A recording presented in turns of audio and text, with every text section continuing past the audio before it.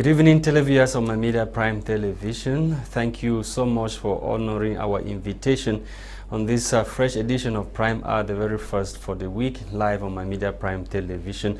Today is September 4, 2023 in Cameroon, and it is back to school. And of course, that's one of our main focus on today's edition of the program. We shall be discussing Back to School 2023-2024 in Cameroon, and our focus will be on the situation of kids in the northwest and southwest regions of the country. And on the second part of the program, we shall talk about military or foreign military bases in Africa. And we are asking on tonight's edition of the program, in whose interest are those military bases established or spread all over most of the African countries? We already have with us in the studio our regular panelists who are seated here on tonight's edition of the program to discuss with us. Jarvis is here as usual. We want to say good evening and welcome, Jarvis. Good evening, Lasha. Good evening to the other panelists whom you shall be introducing in a couple of minutes or so. And also, we want to also say a special good evening to Fah Elvis Tayong, who was supposed to be here. And we are having an unconfirmed report about the situation, looking at the fact that his name is among those circulating who probably had an accident along Tiko Douala Road, Misilili. Fortunately, and thank God, we are told that nobody died and that those in the vehicle sustained injury, though we don't know the degree of injury that some of them sustained.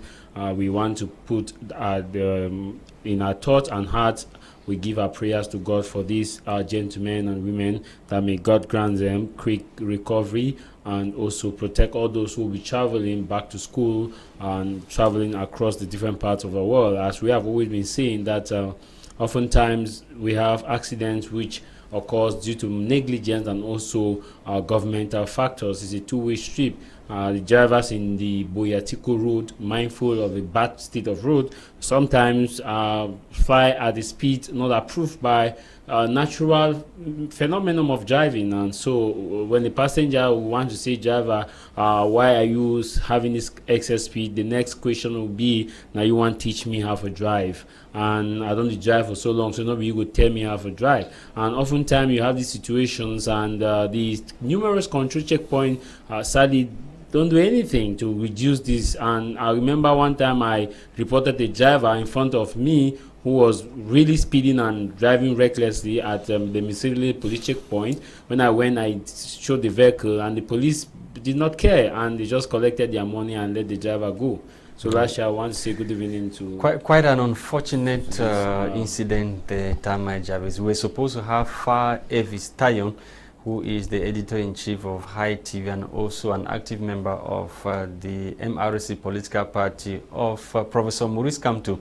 He was on his way to the studio here in Douala when that accident occurred. But we want to thank God all of them are safe. They sustained minor injuries as per security information that we gather unconfirmed as at now. But all endeavors to get to Fah Elvis has gone futile since the said information came in. We are also joined by Malanfe. Malanfe is a young and active member of the ruling CPDM political party. He's here with us in the studio. Good evening, and welcome. Good evening to you. Good evening to my co-panelists. Good evening to all children that started school today. I tell them good luck. Good evening to all parents, especially those that took their kids to school for the first time. Let's talk about those in nursing school and the rest. We'll tell them special good evening, and we wish them the best for their kids. Being worried with the situation of Mr. Fah Elvis, we just pray and wish that by the end of today we have more information about him. I will thank God that there was no life that was lost. And just advise to all drivers to have a lot of prudence when they are driving, and to focus and ensure that we don't have the rate of accidents that we do now because of their excess hurry, since it's back to school to transport people, and today we are faced with such a dilemma. Special greetings to the authority of my media prime for giving us the opportunity to always be here present to express our views on daily happening in our country. It's a pleasure to be here. Okay, thank you for coming, Kedia. I begin with Tamai Jarvis. Tamai Jarvis, today is the 4th day of September 2023, where students and pupils of primary and secondary schools in Cameroon hit the classroom. And of course, as per information coming in from all the 10 regions of the country, some parts of the southwest and northwest regions of Cameroon didn't have effective schooling today. You know that effective schooling in the northwest and the southwest region is something that we hope for, but it takes time, and gradually will take time. And you be rest assured, and you also agree with me that we have had progress as far as effective resumption in the northwest and the southwest region is concerned. I remember once upon a time we used to have no school at all, but now we are talking about effective school, which means that there is a change in, this position of those who don't want school to go on. I remember in late 2018, when I was still in the southwest region, we experienced a total about 20% of effective resumption, but today we are talking about 60 to 70% of effective resumption, which tells you that at least there is hope and progress, that things are getting their grounds. However, today we also experienced a loss of life in Kusala and in Kumba, where we were told that a stray bullet caught a young girl who was promoted to I think class 3 or so, that she had 16.5 average at level of promotion. These are young Cameroonians with bright future. We're told that a stray bullet got that girl. And also in Moya, my area, my town, I was also informed by very reliable source that the quarters and streets were really deserted, though we know it was ghost town, that the people, the boys, were gallivanting around with guns and frightening people. And so therefore we want to really appreciate those who actually braved the odds and started school resumption. In the northwest and the southwest region, we always look at effective resumption from Tuesday, because there is a normal trajectory for the Monday ghost town. And it was also rumored, though nobody has claimed ownership on that rumor, that there will be a shutdown for a particular length of time. But I have this message to say, Lasha, if you look at the way in which schools are resumed in the northwest and southwest region, I want to say that we must be serious in this nation, and also as human beings, because education is a key human right of anybody. It's an inalienable right. Everybody has a right for education. And so when you stop people from going to school, you will reach a point where we will have a kind of South African effect, where a Shumenda will query a medical doctor for taking his job, and where you will see a chalk pusher who have not gone to school will blame a certified accountant for taking his job. Look at since when the crisis in the northwest and southwest region started, we were talking about no school until the people were saying that no school until independence. And let's go on that premise that there was no school until independence from 2016, 2017, 2018, 2019, 2020, 2021, 2022. We are talking about 7 years. Assume that the parents, majority of the parents, don't send their children to school. That's 7 dark years. And now, assuming that these kids, for 7 years, they have not gone to school, somebody was, let's put it at the age of 15. The person was at the age of 15. We are talking about the person will be now 22 years. 22 years, if the person still need to wait for the moment when independence will come. We are still talking about independence has not come. So you look at the 7 years gap and you ask yourself, okay, let's say this person was in from class 5, moved to class 6, from 1 right up to the person will have to be in university taking the graduation. Now, for 7 years, the person has not gone. It means that person for 22 years will still go back to class 5. If I thought the school will actually resume, and we are talking about an additional year. How possible is it for somebody like that to start learning? So you start looking away from school for now start quite a long time. When you've not even acquired the knowledge. You have not acquired the knowledge. So you start looking at the gap. Now let's come now to this other premise. Let's assume that the person was in class 4. Class 4, you add that 7 years to class 4. We are talking about Form 4, which that person now, assume that we have still not had that independent. Not assuming, we have still not had that independent. So it is going to create a terrible system whereby we will have a system where somebody who have not gone to school will blame a journalist for taking his job as a broadcaster. Somebody who have not learned video editing will blame an editor for taking his job. We have seen that in South Africa because of the apartheid movement. And so therefore, what we want to ask ourselves is, what is the mechanism under which we are going to achieve whatever we want to achieve by stopping school? It's of no essence, because you have to allow students to go to school. We've had a lot of this rectorate. I know some will be insulting me on social media based on what I'm saying, but we have to be factual. And most of those who actually insult on social media, their brothers and sisters are going to school. In fact, they are in the comfort of their zone. They have never had this. Some of them who are insulting on social media have never had this kind of terrible effect of back to school. So we must ask ourselves, what do we achieve when we say no school resumption?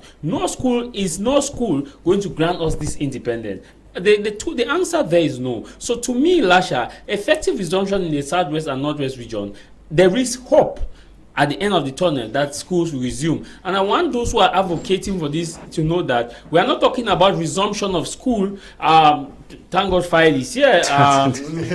We are not talking about resumption of school. We are not talking about resumption of school under the pretext that if school resume, it will not grant them independence. It will grant, if school resume, it will not stop them from having their independence. There are other parameters in which they can use to say, okay, maybe let's give away back to school, let's allow school to go and focus on other parameters. So I want to laud those who actually send their kids to school, and I want to ask this: how long shall we keep having our kids back to school? Again, now the government should not take this clown call back to school by not resolving the problem and say that, hey, you know what, back to school, everything is okay. In as much as we are talking about this, the arms should go down. The arms on the voices need to go down. Mechanism should be put in place to get these voices to drop their arms by granting general amnesty for all those concerned. Secondly, by releasing all those who are in prison. So in this kind of situation, you have to put the country into a celebration. I want to say thank you that, of course, we have seen Fah Elvis. At least we are okay. We are okay now. Very soon you'll be joining us on. Meanwhile, let me go to Kenya. Okay, you soon be joined by Fah Elvis. So stop looking at him.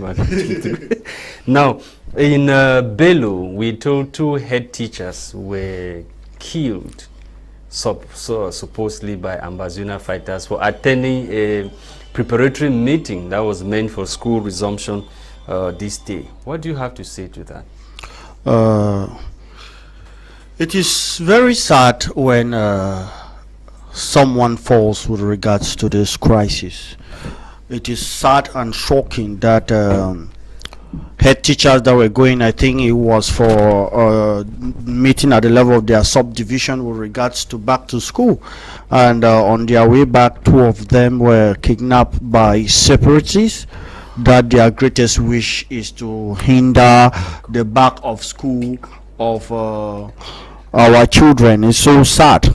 However, I just want to analyze the issue of back to school and education at the level of the Northwest and Southwest region with regard to the presence of the ongoing crisis. I'll be very clear to tell our viewers that the pain and the frustration, especially for the less privileged that were not didn't have the means to take their children out of the Northwest and the Southwest region, have grown at the level of illiteracy. Imagine a child that was in class 7 or passed the first school common entrance. 7 years today, that child was supposed to be at the university year 1. That is a child that got the first school common entrance, the first school and the common entrance. after 7 years, was supposed to be in year 1 at the university. But we still have them in the villages, nowhere to go to school. For those that are privileged, they have taken their children across the Mongol. They are in the French zone, going to school very well, and many of them have become francophone. And we say we are fighting for the Anglophone culture, but many of them, when they cross the come here, they inherit the French culture. When the crisis started, we knew Anglophones because we see them. They came into Douala, into Yaoundé. They could not even speak French. All they could speak was English. But 4 years, 5 years today, we cannot even identify them again because they even speak French perfectly well, and even more than Francophones. That is the Anglophone culture we are fighting for. Sometimes I go to where I'm tempted to speak bonjour. You want to say bonjour. So you realize that those are some of the impact. You realize again that these very children, that if they were going to school, some of them could have been having their advanced level and their degree. Should we still be talking about school boycotts today? Should we still be talking about stakeholders in the educational sector in the Northwest and Southwest being targeted? Should we still be talking about that? That 2 head teachers will go to attend a preparatory meeting, and at the end of the day, they are killed? As we all know, it is sad, and we know they were killed by separatists, and we know separatists are the ones that are refusing school effectiveness. Some of their sponsors abroad, they have called for effective schooling in the Northwest and Southwest. You see, the interim government, some hardliners, they are calling for effective schooling. They should accept their responsibility and don't come on social media to sing. They always say they're in control of these boys. Yes, so how come they will say on social media that school effectiveness, and in the field we see a student with a bright future, with a good class performance, as my co-panelist said, is being killed. We will see head teachers being killed, and they come on social media to talk. Look at the impact of this crisis on education is something that we will see it or will feel it in 10 years to 15 years time.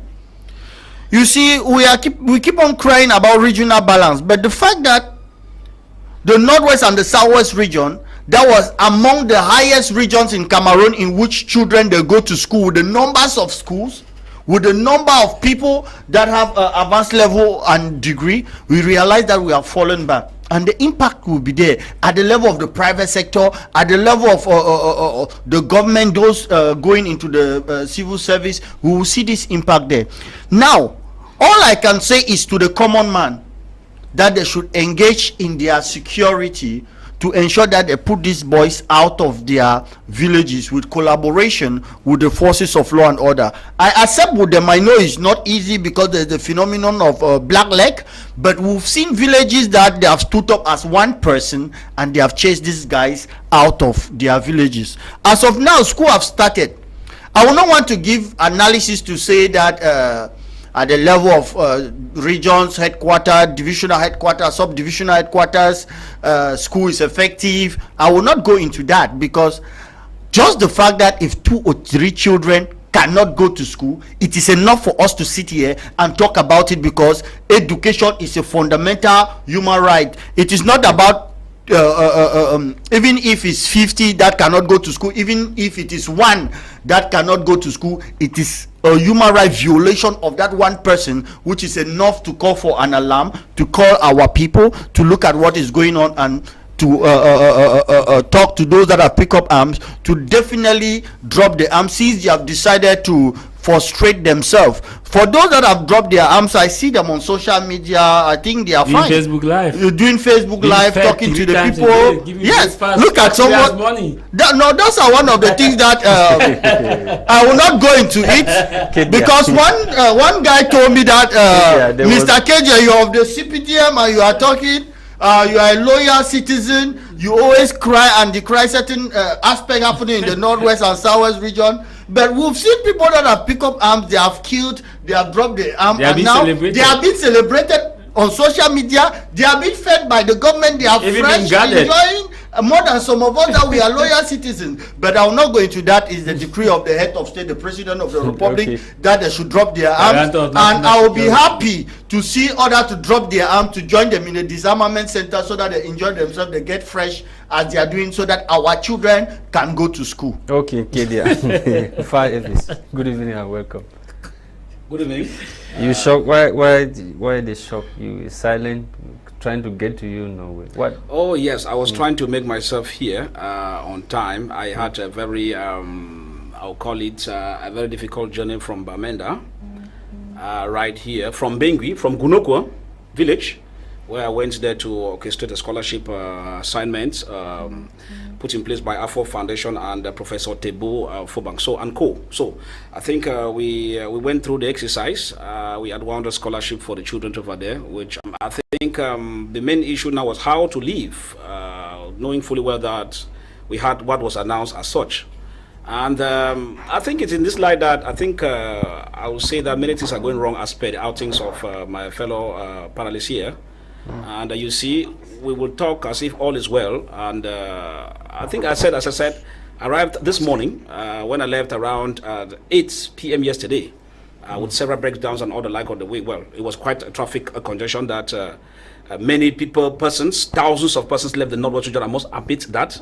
If somebody is blowing grammar here and does not know, to tell you that all is not well, despite the grammar of the back to school, as we say.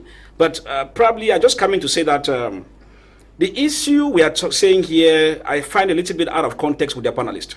First, the panelist that is Kedia, in person whom I listen to him. You see, the issue of going to school or not going to school is not a lesson the government should give people. I say it's not a lesson CPDM actually should give people, because I think we all know the importance of school. And so if an issue came up, now why am I saying so? I've got most of you talking about the separatists have gone up, they have calmed down and all the like. Of course, you know, Professor Boris Kamto, the president-elect, had equally been championing the issue of that schools should be on. And probably one of the reasons, as we say, that equally orchestrated our boycott of the last election, because we felt that the issues that were supposed to be put on the table for schools to go back were not put in place by Kedia and the friends. Now, what am I saying here, Mr. Kingsley's lad? In the issue of going back to school, CPDM and the government bench missed the point. What are they saying they missed the point? They behave as if that was giving the education on back to school. No. Even those in the diaspora went to school. I mean, those who are orchestrating not going back to school. They went to school. Some of them are doctors, some of them are PhD holders and scientists or whatever, wherever they are. And so where is the issue lying? I would let you know that from the groundwork, and where I'm coming from, having been there for a couple of days, realized that the issue of the school boycott was used as a mechanism by the non-state armed actors. According to them, it was a means to cripple the government in one way or the other. That was what they thought, or that was their thinking, because I'm not their spokesperson. And I'll tell you that education is the backbone of any community. Lasha, if you go to CPC, by the way I schooled, you understand that where the school is found, other businesses have been able to develop from around that school. If you go to Kas Bambili, just like Kas Kumba, parents constructed buildings around that area. They were giving them alphabets because children were there. Parents were forced to be selling popov, akra beans, whatever, because the market was there. That is the effect of going to school. So while we are talking about this, going to school is at the center of development of any community. Once you cut off school, you cut off so many things directly or indirectly. So to talk about, I got to a case that talked about is the fundamental right of the children to go to school. Yes, he sounded so good. It is their fundamental right. But we want to talk about fundamental right. Who are those who seize the fundamental rights of people? Of course, his government. He himself sitting here and the CPDM. Because we talk about fundamental rights. It is my right to get a fair share from national cake as a Cameroonian. Kenya knows what I'm talking about. It is my right to be admitted and to have a fair stay in public exams. If you take Senages, which occurred in the early period of the crisis, 2017, that out of 150 places in Bamenda, only 2 places were from English speaking, one from Northwest, one from Southwest. The rest of the 148 were coming from the French speaking. Does it know that that is violation of people's right of belonging where they are supposed to be part of the national cake? So when I see people come to give lessons on the media here, as if fundamental rights, who were those who began violating the fundamental rights of the people before getting us to this shit where we are today?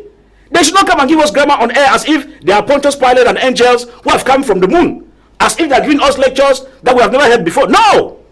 If people like Kedia and the alcoholics were sincere, we are where we are today because they themselves put us to this mess. If Kedia had told the CPDM people in Yaoundé that peace is an Anglophone problem, I don't think we would have been where we are today. Kedia has never come on air to say that the error they did was that some of them from their own party line said there was no Anglophone problem, which was there. Until now, government is, you have reconstruction, disarmament, taking care of the plight, and what have we called special. Another school has been been created by President Paul Biya to train those that will be championing peace. Good. So you discover that if President Paul Biya, that's why I said that. That's why I'm saying that. Lasha. I'm talking as per the decree of President Paul Biya. You're right. That's why I'm saying that. That's why I'm saying that the CPDM people just oppose themselves. You say that everything is fine, but the head of state keeps on putting things in place to rectify the error that was caused by the regime. So at the end of it, who is fooling who? Keja themselves and their colleagues are fooling the entire population. So by now, I was expecting they should have learned a lesson. When there's a problem, they should not look for the solution. No, if there's a problem, they're giving a wrong solution. What a typical wrong solution. Look at the grammar is blowing here. You talk about fundamental rights of the children. Who are those who see the fundamental rights of the people before forcing them? So you discover now that two wrongs. What about the people who ask them? The people that ask them not to go to school, they are saints. No, it is the government to be blamed. No, this is it, Lasha. Those who ask them not to go to school, we have not said it is right. I am coming from Champion back to school in my village. Okay. We are not saying it is right, but we are saying that you must be able to call a spade a spade. You don't come and play a role of Pontius Pilate on this platform. Why were they advocating for no resumption of school before, during the heat of the crisis? There was a problem. Now, if we were exiting the problem, did we exit it well? No. We brought a fake national dialogue to which KJ has been blowing grammar on it. But what are the results? This is where we are today. Okay. How can a head teacher, two of them be killed? And we think things are normal? Now, let me tell you the issue. What about the people who killed the head teacher? You're only seeing the issue. Why the killing of the head teacher, I say, if it is wrong, that's all. If the killing of somebody is wrong, it means those who did it also did wrong. I don't know why you're getting me. Then people condemn them on TV. Say Amba did wrong. Say Ambazonian fighter did wrong. No. Condemn them publicly. No, excuse me. Say Ambazonian fighter, you did wrong. I am a journalist. Or you cannot condemn them. No, I cannot condemn. I'm sorry. So you're scared to condemn them. Then you will not go to the Northwest again. He is a teacher. I'm a media. He cannot tell me what to do. I have not had facts on who carried out the killing. I'm sorry to tell you that. Okay. As I speak now. But what about if the people have claimed responsibility? No, anybody who claims responsibility. First, if I say killing is wrong, Lasha, I don't know what I'm speaking Spanish here. If I say killing is wrong, it means anybody who carried out killing, by virtue of this statement, means that he himself carried out a wrong action. It is clean and clear. Now look at the shooting in my one early this morning. To have seen the situation whereby the military and the armed are engaged in exchange straight bullet until it took a little girl from 4 child in the house. You get to realize that we are supposed to advocate for the end to the war. And we are talking about the end to the war, Mr. Lasha. It means that the dreading steps to end the war should be there. Negotiator has been ringing these things from time to time. We cannot come and be blowing grammar here when we know that fault is at both sides because the belligerents involved in this war have made it in a way that is not benefiting us, the civilians. We should call a spade a spade. Yes, Mr. Fah, before I come to that, so I've had like 3 different messages. The people are worried. They say they have also seen the information with your name circulating on the social media that you were involved in an accident. What actually was the situation? Maybe you clear it before we go ahead. But I don't know where the information is coming from. I already said I had a breakdown, but not an accident. My car had a breakdown. The 2 tires got fired at Sancho. That's in the night around midnight, and we had to stay there till morning to get the tires repaired. It was not an accident. So not at Miselele? We are talking about Miselele, Tiku, Douala? No, not Miselele. This is a Sancho. I'm just coming from Bamenda. This is Sancho. I don't know where the story of Miselele is coming from. I have left from here, went to Bonabere from Bonabere. I've been to Boya. I'm from Boya. Coming now as I'm talking. So I don't know. Maybe it's another person who resembles me. But, okay. I think I am waxing strong, and I will keep fighting the kangaroo system until they quit. Lasha, okay. I want to say I understand the prism in which Fah was speaking. In as much as we are championing the cause, that's why, for my concluding statement, I said that the government should not look at the fact that people are championing back to school as an aspect of not to invest in ending the war, because in there's what we call the momentum before collusion. It gives you momentum after collusion. So if you don't resolve the back to school, which is momentum before collusion, and momentum after collusion will be that there will be stray bullets and people will be killed and people will keep on dying. Remember that the impact of one by Mr. Roland Kwame is very important, which says one person has the ability to change the world, and we have been having people being killed. Maybe the person that was supposed to change the world and put Cameroon on the trajectory has been killed in the course of the armed conflict. That small girl who was killed in Kake, the two head teacher, was supposed to be impact on the lives of the people. What Fah is saying here in this context, especially the killing of those two people, is that whoever takes responsibility should go in for. Because I agree from a communication perspective. Wars have rules. That's why he is saying that whoever comes and takes responsibility. And again, I want to align with him on the base of who takes full responsibility. The government of Cameroon, through His Excellency President Paul Biya, guarantor of national security, number one peace man, number one unity person, in his charge de mission, said everything is normal in the north and southwest region. If everything is normal, why the two head teachers were killed? Then who takes responsibility? The state. I don't know whether you understand that's that's where Fah is going. Taking his responsibility. He just created a school to train those that will champion peace. I don't see. That's where Fah is. That's where Fah is going. I'm a negotiator. I'm talking from a negotiator perspective. That whoever claims that everything is normal, the state has the ability to end everything. Whether we like it or not, Amber knows the state is in full control.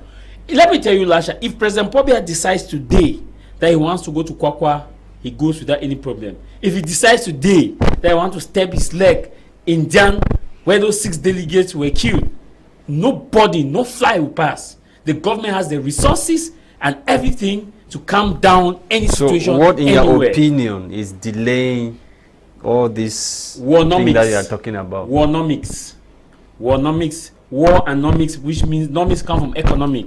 People were preneurs, simply put, people are making huge sums of money from this crisis. Both sides have the good cops, the bad cops. Both sides have the good soldiers, the bad soldiers, and it is kind of very difficult now to separate. But I think that the responsibility of resolving this conflict is in the number one statement, guarantor of national security, number one unifier, President Paul Biya, who has the ability to stop this conflict. Because the day President Paul Biya shall decide, I said this, Lasha, without any fear of contradiction, as a negotiator, that this conflict, I can end this conflict in 2 days or in 24 hours.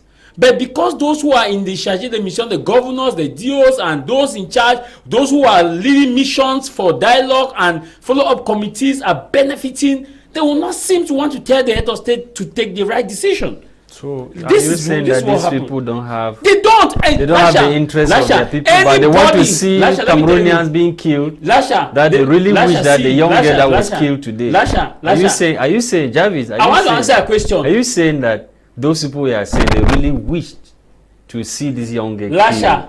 These people are not out to resolve this conflict, and I will say it without any iota of fear. Lasha, from the beginning of this conflict, people who are appointed to solve Anglophone crisis said there was no Anglophone problem. I hope you know that. We have them on how can you see believing in the past? No, I'm going chronologically. I'm coming. From there, we are now at the major national dialogue. We are trying to implement. We are trying to implement the resolution of the major national dialogue. How can you see me talking about people who said no Anglophone crisis? Let me learn now. The land, Jarvis. They said there was no Anglophone crisis. They were appointed to come and resolve Anglophone crisis. These same persons now who said everything was normal, now they are heading disarmament committees and reconstruction committees to come and rebuild what they said was normal. I don't know if you are getting where I'm going to. Now we are asking the same question. These same people, to solve Anglophone crisis, you don't need to actually give independence. What you need now, grant amnesty, whether it's a military that was locked up or whoever, general amnesty first. When you grant general amnesty, discontinue the cases of all those arrested in prison in the course of this. You buy partner for peace, because the moment you release them, these are people that will come back to the neighborhood and start advocating for peace, and they will have a great percentage to reduce the violence. That's the first stage. The next stage is that call for an inclusive dialogue. When you in negotiation, You don't go to negotiate because you want to yield to the demand of that Jarvis, person. all these things you are saying, they are probably long-term solutions. It's short term. We want a situation where the guns will stop smoking. Lasha. We want a situation where the young lady that was shot and killed in Kumba, Lasha say, we will not have such Lasha, repeating itself. For the short term, President Pobia, we are within the period of back to school. If he signs a decree tomorrow that I have discontinued the cases of all arrested in the connection of this crisis, there will be celebration in Kwakwa, Nake, Bole, Ekona, Munya, everywhere we jump into celebration. That's the first. So the arm that you have will reduce. You have reduced it. Second, President Pobia said, okay, after this release, we are calling for inclusive dialogue. Those who are in this area, I'm sending my people to come and talk to you. Choose a venue. Let me tell you, the state has the ability to come and listen to you. We were told that you cannot negotiate with terrorists, but I'm sure those who are in Dizia Center, who are snapping pictures in stadiums, were once called terrorists, but they are not snapping pictures. How did they drop their arms? Was it not negotiation? Wow, are we fooling Cameroonians? No. When you say drop, Lasha. You drop your arm is different It is from somebody calling you, telling you, "Damn, my Jarvis." Come to the jail. Lasha, how do you drop? You That was negotiation. You look for the nearest. It's not negotiation. You move to the jail's office and drop your arms, and you are taking. What's that? Why? They are not negotiated. Let me ask you. They are not negotiated. No, Jarvis, allow Kedia. No, I did not finish. When we talk about negotiation, it's Land. you have something to gain and something to lose. Kedia. I want to say I know people who have been calling five briefly. Kedia. You are calling the names here now. Kedia, five, please, very briefly. There is negotiation. Let me just. Mr. They just killed two masters. Jarvis. Kedia. The 6 divisional delegates were killed in Jiang. The guy who led the mission to go and talk up where those delegates were killed, killing those delegates by Cameroon law, he's supposed to be jailed. First, he's supposed to be jailed. There is an amnesty. There is an amnesty. What comes with that amnesty? Why are we fooling Cameroon? What if you don't want to fight, come and drop your It's an weapon. act of conversation between two people of mutual interest. Cameroonians are not stupid. Don't let us know that people are stupid here. They give you amnesty. Negotiation is a discussion between one person. Kedia. When you say someone go and drop the arms in governor's office, not negotiation, that person has buy his life. That's why you say come and drop. It's negotiation. I will not kill you. Land, you say so okay, yes. My landing is that if I take my gun here, I come and give you to the SEO that I'm not fighting again, and you say, okay, Jarvis, I'm not jailing you. What is that called? Okay, Jarvis, you have made your point. Kedia, before I come back to Fah. You see, I'm still looking for those that will say they have revindicated the marginalization of Anglophones more than some of us. Or should I say me? Talking about the marginalization of Anglophones, I started crying about it early, and I've always been saying it. And even being a member of the CPDM, I still talk about it. But what I don't understand is that lawyers, professors in the university, educated people are revendicating marginalization, which is a violation of their fundamental human rights, are asking children not to go to school by violating their own right. How do you fight marginalization? By violating the right of other people not to go to school. And those same lawyers, professors in the universities that stood in Bamenda and said children should not go to school, their children are in Europe. They snap picture and show it on Facebook, how they have degrees from prestigious universities. We remember those that stood in Bamenda to say children should not go to school. But they are lawyers, but they are professors. Their children are going to school in Europe. They frustrated the life of our kids in the northwest and southwest region. Criticizing the violation or marginalization of Anglophone does not mean that you, a lawyer, a professor, should say children should not go to school. And after 7 years today, many of our children, they are frustrated, and some of us want to play the game of Pontius Pilatus. All of you that stood in Bamenda and said school should not go on, I know your conscience are judging you people. And I'm still waiting when some of you will come out and apologize to the people of the Northwest and the Southwest region for the error you did that frustrated the life of our kids. To go further again, I don't want to go to the polemic to do a ping-pong game.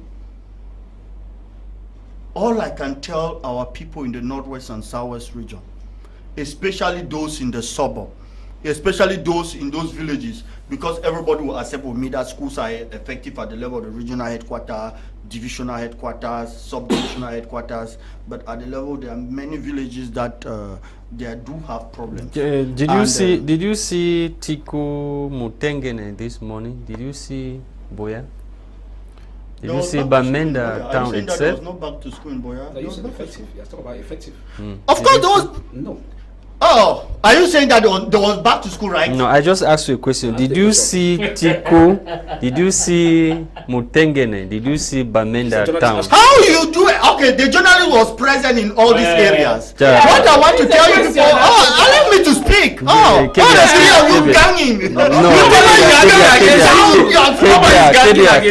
Yes, I did not see Bamenda. Yes, I did not see Boya. Yes, I did not see Mutengene. But professors, lawyers were the one that told children not to go to school. You people, lawyers, journalists, investigative journalists, should be able to hold them accountable. As we are holding the state to accountable, that professors, people that are educated in the Cameroon educational system, they are professors, they are lawyers, they know fundamental right. A lawyer who says on TV that children should not go to school, a lawyer that is supposed to defend human rights will be the one to tell people not to go to school. And life of children are frustrated. And today, you come and you ask Kedia, did you see Bamenda? Did you see Kedia? Children are not going to school. And we are responsible for it. The government may have done certain aspects which we disagree with the government. And it is a right for us to disagree with the government. We elected the government and we have the right to criticize that government. And look at me today. I just want to use this opportunity to tell all mayors, members of regional assembly of the Northwest and Southwest region that have put a lot of effort to ensure that back to school is effective in their jurisdiction.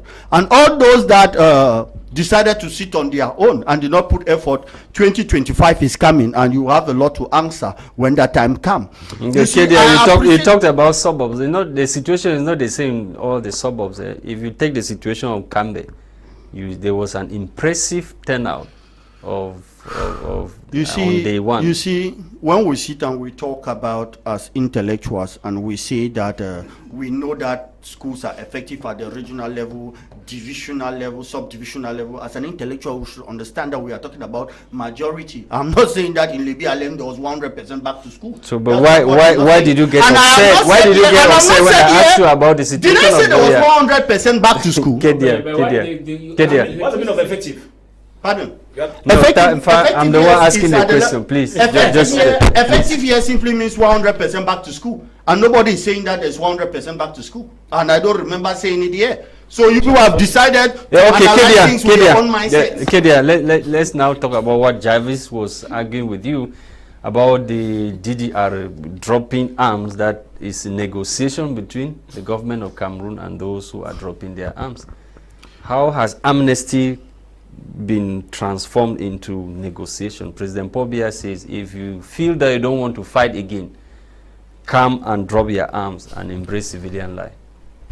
We have various means of negotiation, of settling a conflict, and negotiation is just one of them.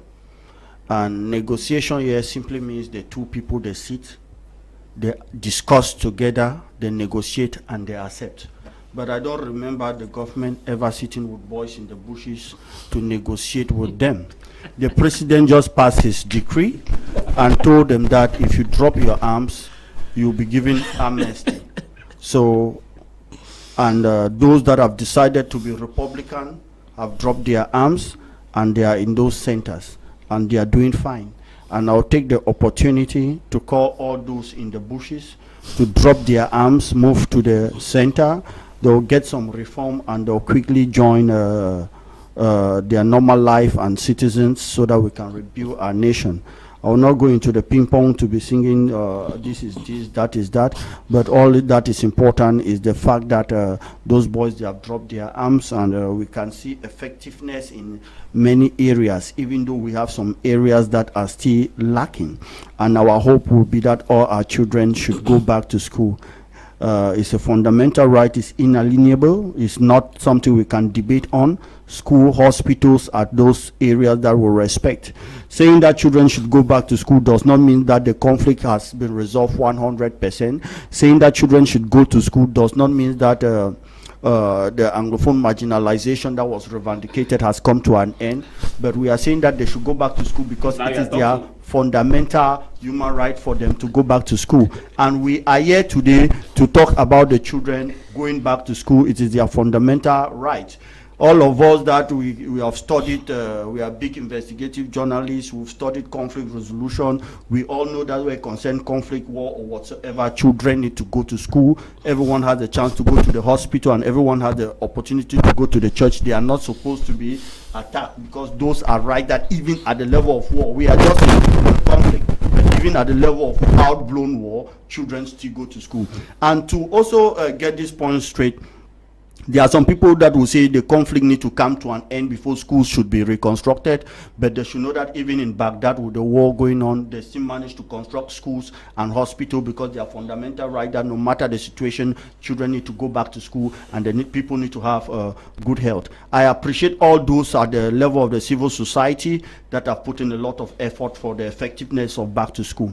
I appreciate all government or elected officials that have put on effort to ensure that in their municipality, their children have gone back to school. I also appreciate all chiefs, men of God, bishop, and even the Archbishop of Bamenda that came out and cried, the Bishop of Boya Bibi that came out and cried and promoted education. I encourage their effort, and I'd like to ask all those in the Northwest and Southwest region that as one people, as supporters of the Anglo-Saxon culture that we talk about, we need to come together to protect the right of those. So what is the message to those who are in the bushes saying that children must not go to school?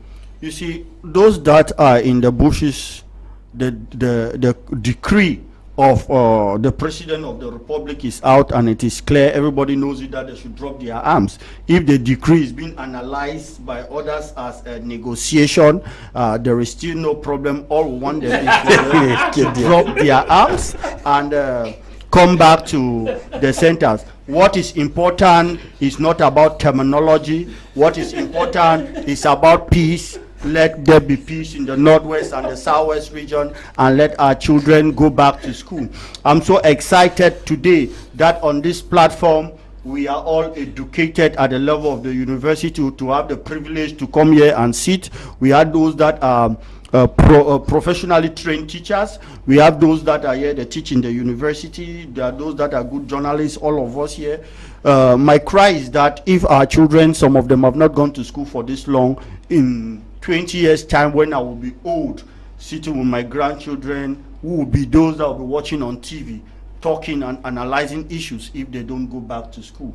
So we are pleading on them to go back to school. Okay. And finally, to conclude, I will not want to go into the ping pong game of my co-panelists to say 100 and these people were in the Northwest, they are all Francophones. I will not want to go into that. The biggest school in Douala, where we are today, Lycée de Dido, is managed by an Anglophone. You go to Bonaberi, we have 7 lycées, 5 is managed by Anglophone in Bonaberi. From Mabanda,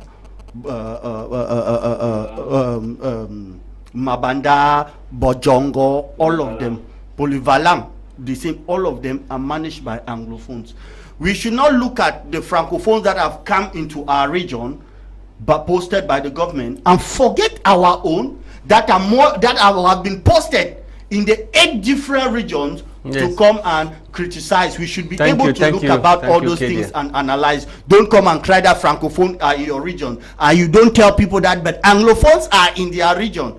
So those are things that we are supposed to be honest. Professor Ufechi, yes, just left University of Gaundere. She has been there for a very long time. And she was a rector. Yes. But nobody complained that how come an Anglophone is a rector in the University of Gaundere, a French university that is not even bilingual? Nobody complained. Yes, okay. But when it is an Anglophone university, everybody hell get loose. Okay. So we should be honest when we are talking to our people and not to get cheap popularity from them. Okay.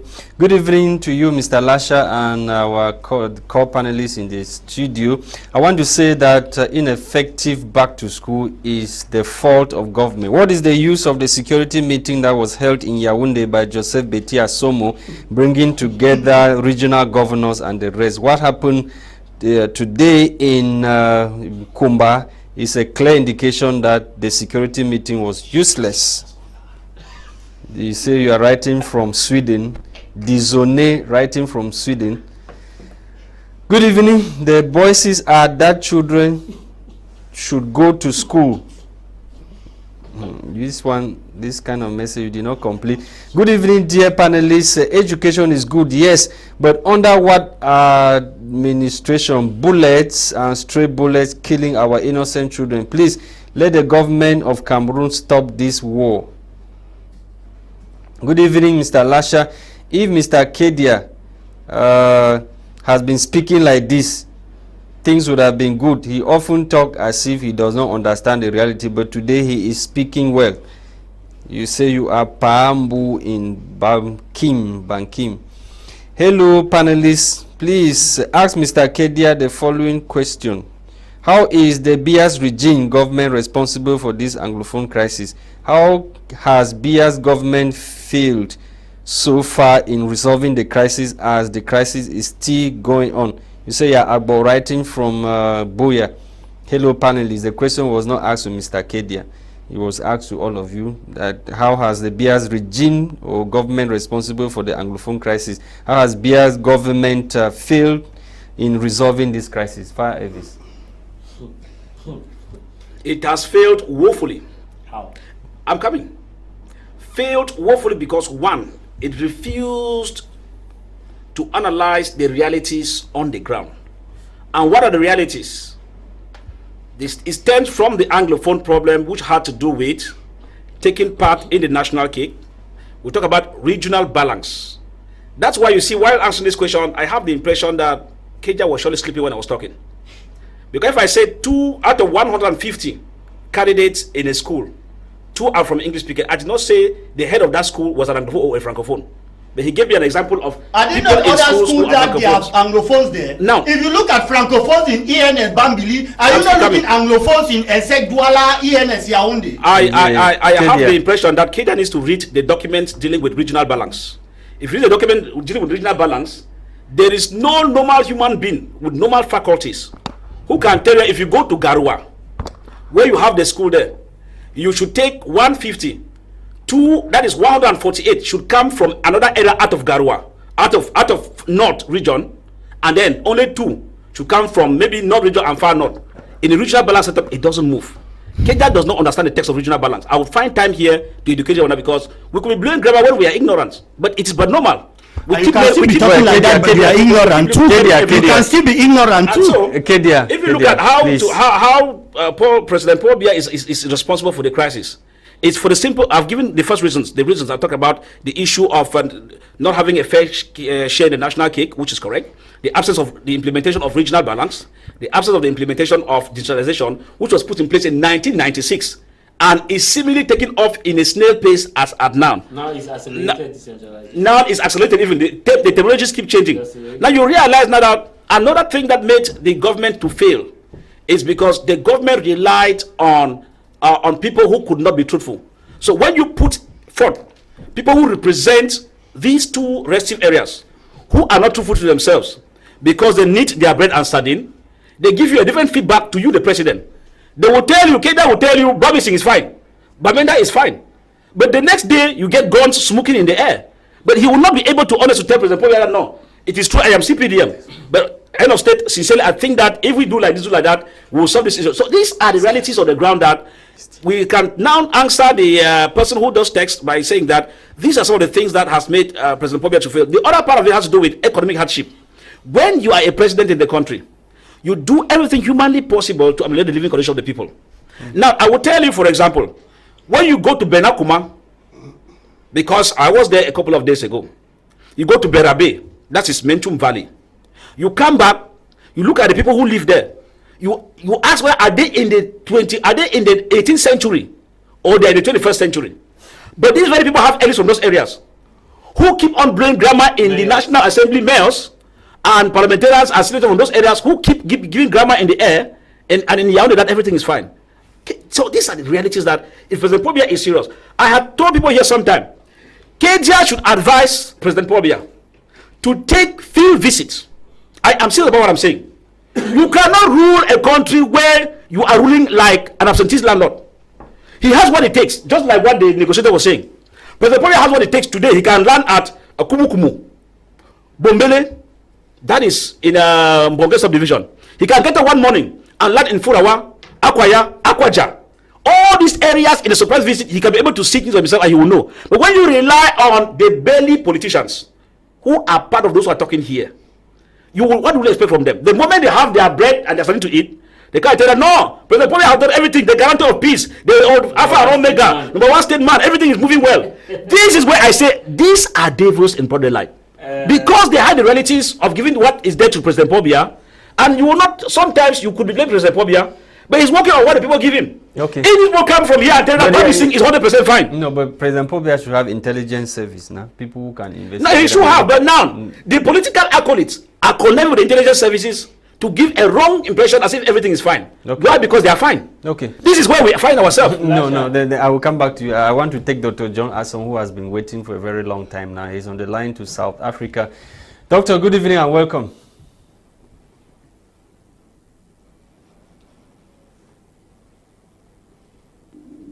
Yeah, good evening, Kingsley. Good evening, my brother, man.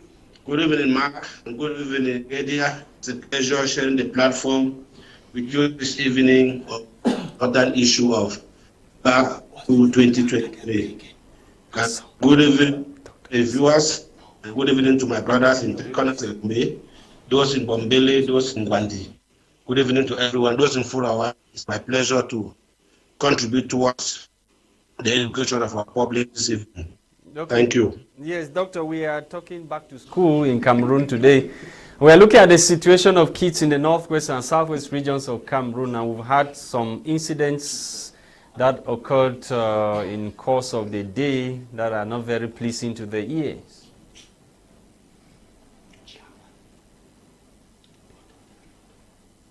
Mr. Lasha, it's very unfortunate that when we're talking about children were killed on the same day when schools are supposed to begin.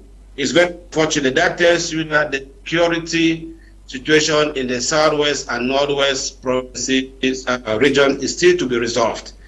And until that situation is perfectly laid to rest, we cannot really have 100% school, effective school beginning. So long as one child, be it in Bombele, is not going to school, it's a problem to all Cameroonians. So I think the government still has to go back to the drawing board and work on the security issue. We should not have cosmetic solutions to deal with this. It's life that we are talking, it's a Cameroonian life. We have lost 7 years of schooling. And so when we think we are getting on a good path, when there is a bit of shifting from both parties involved in the independent war, things like this start to happen. So I think it's a good thing that the separatist fighters have said school should go back, but the fact that there are still guns tells us that something is still missing somewhere. We need to clean the space for children to go back to school effectively. Because with the one child that is dead, others are scared to even go to school. We are not only going to blame the separatist fighters here, we are also going to blame the government, because here there was a shootout between the government forces and the separatist forces. So we don't know which bullet actually take the life of that child. So both parties, I think the head of state who is in charge of state sovereignty, who is the guarantor of national peace and security, it's time for him to call a spade, and call this senseless war to an end. Let our children go to school. People have lost of education. If somebody went to year 1 at the university and was very brilliant, 7 years, that person should be preparing to back up a PhD to be able to contribute back to the society. So it's very unfortunate that a situation like that happened when we have been hearing over all media that everything is okay. That tells you that, like my people used to say, fish will swim on top water and don't know what to do for underwater. So we have been hearing things on top of the water, but the bottom of the water, which is what that matters, we don't know what is happening there. I really cry. I'm really pleading on the head of state, pleading on the security forces, and also to the separatist fighters that it is time for us to put an end to this senseless war. It is time for us to rethink ourselves as Cameroonians and think what is good for all of us to make progress. Let not the government use this as an opportunity to say, no, we have succeeded for school to come back, or the embassy to say it's because we have given the go-ahead. It is time for Cameroonians to sit down together. The West has not been able to do anything for us at this moment. So we have to open our eyes and see that it is the future of our country that we are destroying. It is the future of our own children. Engineers, doctors, nurses, journalists, politicians, academics are being killed every day. Where is the future of the country? So I'm really crying that such situations should not happen. Like Mark Jarvis said, some of the problems that we are facing here today is because it was created by things, and now it's a ripple effect because most of us, the foreign academics, we are those under the spotlight. We don't want to see a situation like that in Cameroon tomorrow. So I'm begging on the government, President Paul Biya, I know he once told Mo Ibrahim that the intention was to assimilate.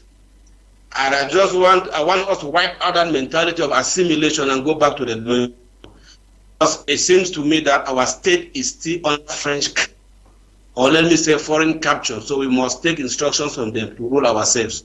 Okay, I'm begging, it's not a good thing. It's very, very unfortunate because it happened in Kake, not far from Three Corners, Ekombe. It would have been my own brother or sister dead now in Three Corners, Ekombe. The story would have been different. Thank you, Mr. Kingsley. Yes, Doctor, I will come back to you. Jarvis, you add. Somebody asked, how has President Paul Biya government failed resolving this conflict? This is the fact. You should be snappy about that. Yes. The person asked a question. Yes, right on, Jarvis. Right on. Lasha, under the context of Cameroon, right? Within that context of Cameroon, President Paul Biya has failed because we are looking at the two states becoming one.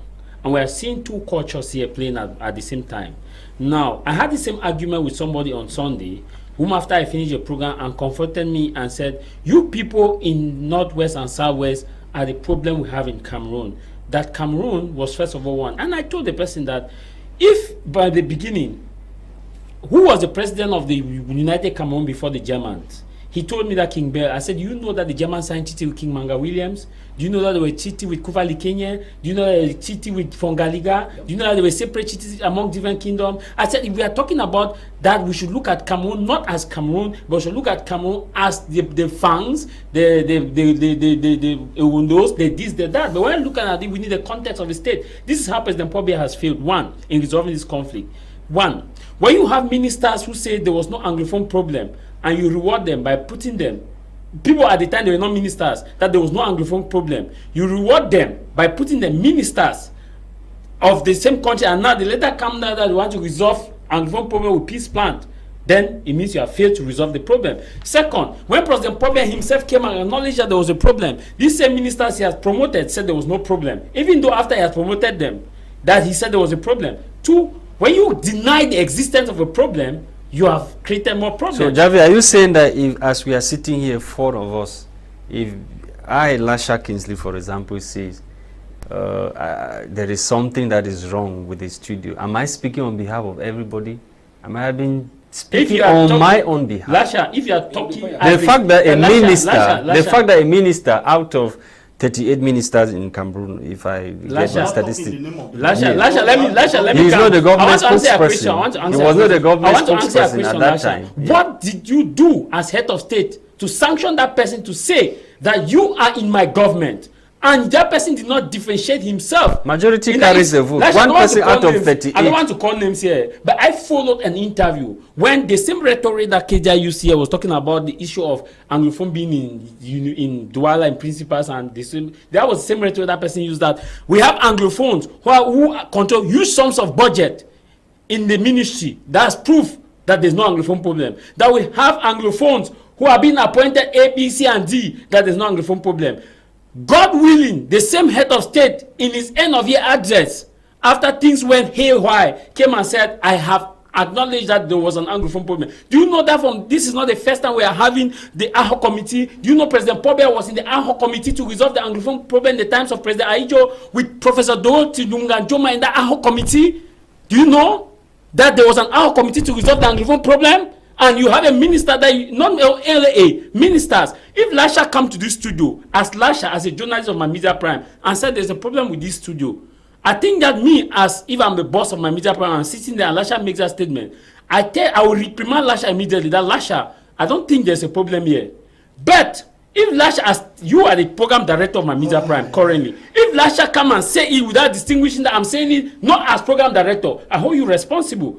Now, we had the same people who said there were no problem are now members of disarmament, are now members of reconstruction. You are instead rewarded them. Why don't you remove them from your government? If they were speaking as individuals, do you know that first, your character is what we see than the position that you occupy?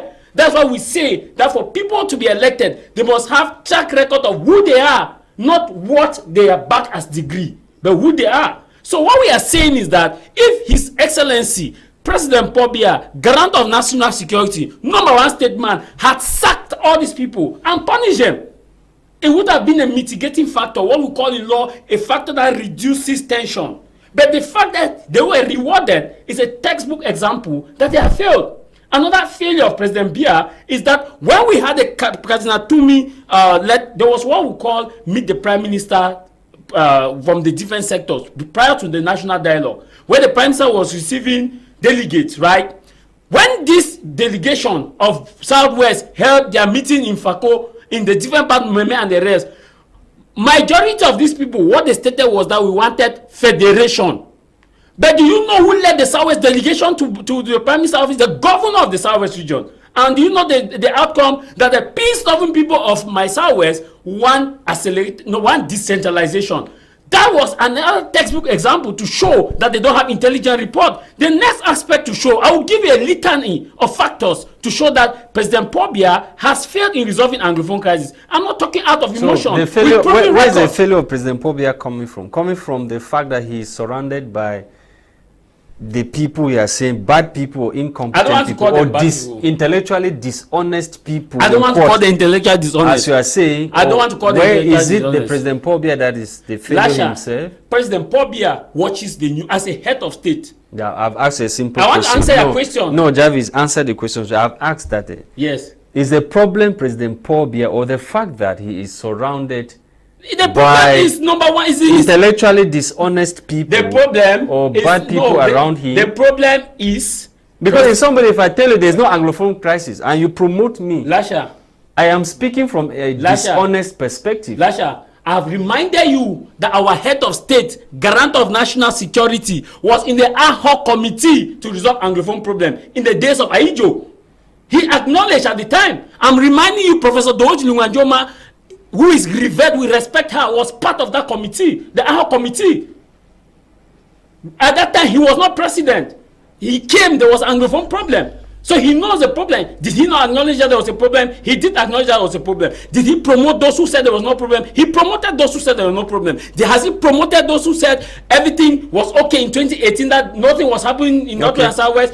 Are they not part of the reconstruction team? He did. So your question is he or those around him? He is the person that takes responsibility, because remember, he's the #1 statesman, guarantor of national security and sovereignty, father of peace, #1 uniter, #1 reconciliator, #1 everything. Okay. So he should take responsibility. Okay, Jarvis, let me take these messages before we go to the second topic. Good evening to all in the studio, sir. Dropping of arms is not negotiations, but dropping of arms and giving an amnesty is negotiation, sir. Emmanuel is writing from Balangi. So yeah, Emmanuel writing from Balangi. Good evening, sir. I am Chia watching from Gaundere. If I may ask, killing all Ambas in the bushes will end the Anglophone crisis? That's a question somebody is asking. If killing all the Amber boys in the bushes will end the Anglophone crisis. My name is Cyprian from Muyoka. Please ask me that CPDM man, that the child that just died now in Kumba, was she the child that was supposed to be killed? People have questioned. Good evening to everyone in the house. I think the government is somehow calling for negotiation because representatives of the head of state like DOs tell the boys in the bushes to drop their guns and come to the DDR center. Is this not negotiation, sir? So people should not be mistaken. It is negotiation, not dialogue. I think what Fah and Jarvis are saying is true. So you say you are Mr. Keyada writing from. You didn't tell us where you're writing from. This other message. Good evening to everyone in the studio. I'm enjoying the program. I live in Kumbo. Sometimes when I look at what is happening in Cameroon, I ask myself whether there was actually a union treaty signed between the two Cameroons and what we actually what were actually the terms of the treaty. Over here, we are living a miserable life in our own country. You say you are Leone writing from Kumbu. Leone is writing from Kumbu. Good evening, sir. I have a question for the CPDM man. Can you give reason why the president is not paying visit to her own regions? You say you are Michael writing from Malanfe. Okay, I hope you have taken note of the question. Greetings to all in the studio. I am Jacob from Bamenda. Can Kedia answer me this question? Do we prefer an educated corpse or a living illiterate?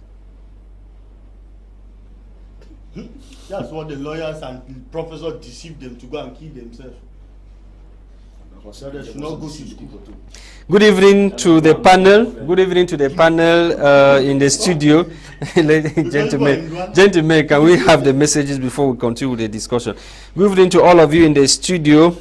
To give the common man the right to catch any military putting on uniform without a name tag, because most of these militaries carrying out illegal activities are never having name tag on their dresses that someone can use to nail them down. This is the reason why we have illegal activities in the northwest and southwest regions. The government might not actually be responsible for some of the atrocities being committed in the northwest and southwest region. Good evening, Mr. Lasha. In fact, your program is the best program in Cameroon. If the minister who said there wasn't any Anglophone program was finally proven wrong by our father, when he confirmed to Mr. Moore that he had tried to assimilate the Anglophones, but due to cultural differences, it has always been very difficult. Then, to me, that minister ought not to be offered the post of minister. By rewarding him with the post of minister, the state loved his outing. Samuel is writing from Douala.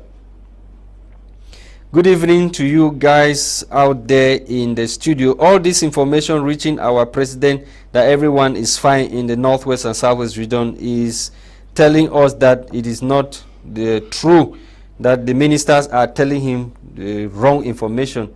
Please try to be simple when you are sending us your message. Too much grammar is not good. Good evening, dear panelists. Happy once more for the debate. The solution of Cameroon are all in the hands of the head of state, President Paul Biya. Cameroonians are crying day in, day out, and they are being mocked by our authorities. We pray God helps Cameroon. Gilbert is writing from Bafmain village. Bafmain village. Good evening to you, brothers in the studio. Our children have the right to study. Please, let's give them a chance. There is war in Ukraine, yet their citizens are schooling. Special greetings to my able elite, Mr. Fah Elvis Tayong, who is fighting for the education of Cameroonians, especially those in Geneku village. This is Reverend Ekole Alexander PC Genuku Mbengwi.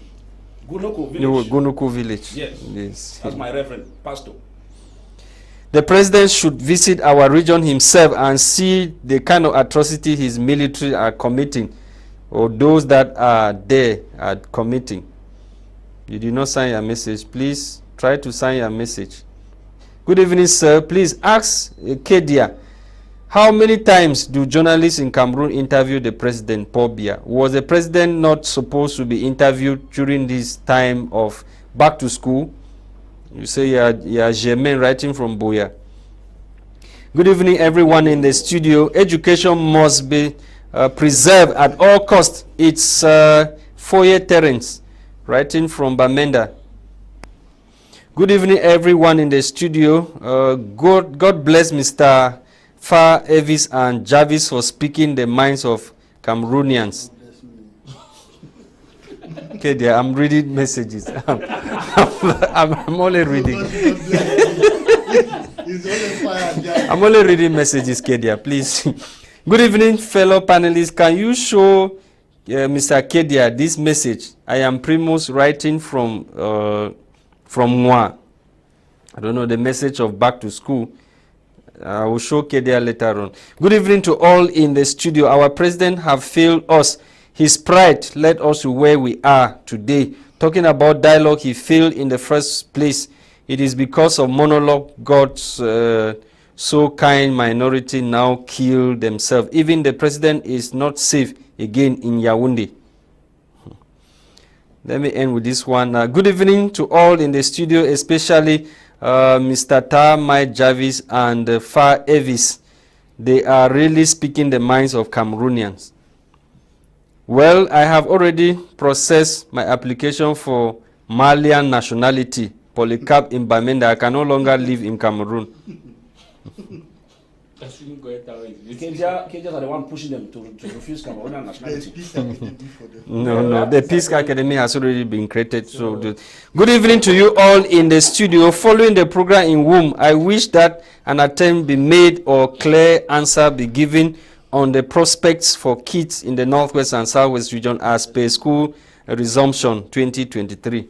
That you guys should we are concluding. Your conclusion on that topic before we go to yes. We are concluding that prospect that they should tell you should tell Cameroonians what. No, listen, I can tell Cameroonians, but the government knows what best to tell Cameroonians. You know, that's what you want. Yes, because we have a kangaroo system where they are sleeping. Now, what is there? If I look at the situation in Bengui, for example, and in Meta, Gunoko village in particular. Now, I happen to have taken part in one of the preparative meetings for back to school, organized by the DO there. And you still came back alive? Well, I still managed to come by the grace of God. Reverend Ekole has been praying for me very seriously. So God's grace on him is transferring to me too. So, but the issue here is that, now, this is what we're saying here, Lasha. I want us to be factual on the ground. If Boya, part of Fako, is okay, if part of upstation Bamenda is okay, it doesn't mean everything is okay. That we have to understand that.